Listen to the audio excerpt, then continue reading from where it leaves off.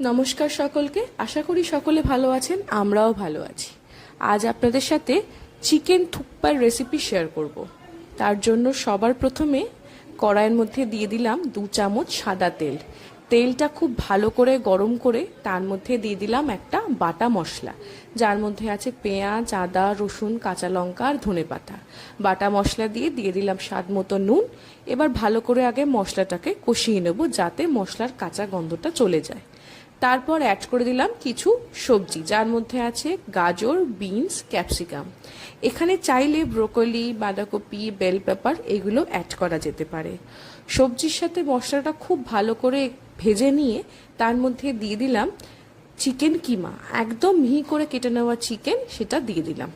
এবার চিকেন আর সবজিটা মশলার সঙ্গে ভালো করে মিশিয়ে নিয়ে ঢাকা দিয়ে মিনিট 10 সেদ্ধ করে নেব। এই সময় কিন্তু গ্যাসের ফ্লেমটা একদম লোতে থাকবে, কোনো রকম জল কিন্তু অ্যাড করব না। এরপর ঢাকা দিয়ে দিলাম, আগে সবজি আর চিকেনটা সেদ্ধ করে নেব। 10 মিনিট পর ঢাকা খুলে নিলাম।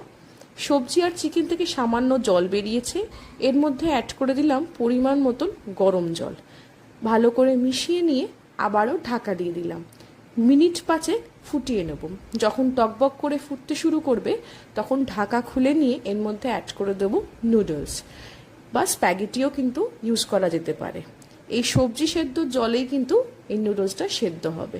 ভালো করে মিশিয়ে নেব। এই সময় কোনো রকম ঢাকা দেওয়ার প্রয়োজন নেই। নুডলস সেদ্ধ হয়ে গেলে ওপর থেকে দিয়ে দেবো পরিমাণ মতন গোলমরিচের গুঁড়ো। যদি প্রয়োজন পড়ে নুন এখানে অ্যাড করা যেতে পারে। ভালো করে মিশিয়ে নিয়ে গ্যাসের ফ্লেমটা অফ করে দিয়ে ওপর থেকে দিয়ে দেবো হাফ চামচ ভিনিগার। তারপর ঢাকা দিয়ে মিনিট 2 স্ট্যান্ডিং টাইম দেব। তৈরি হয়ে গেছে আজকের রেসিপি চিকেন থুপকা। খেতে কিন্তু ভীষণ সুন্দর, পারলে একবার অবশ্যই বাড়িতে ট্রাই করবেন। সবাই ভালো থাকবেন, সকলকে ভালো রাখবেন। দেখা হচ্ছে পরের ভিডিওতে।